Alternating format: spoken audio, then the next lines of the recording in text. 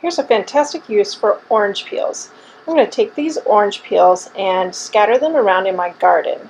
And this is going to deter both some pests and bugs, but also my cats that like to kind of mill around in my garden, and sometimes I just don't really want them to do that.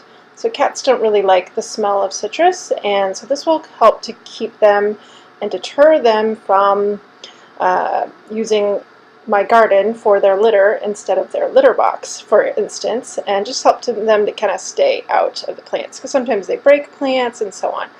So a really great way to just take and reuse, make use of orange peels is to scatter them around your garden, and again, it will deter both pests and cats, and at the same time it will kind of amend the soil as they decompose.